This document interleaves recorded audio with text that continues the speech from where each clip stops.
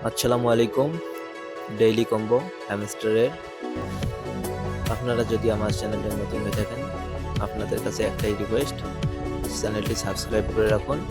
Daily combo সবার আগে পেয়ে যাবেন। ধন্যবাদ।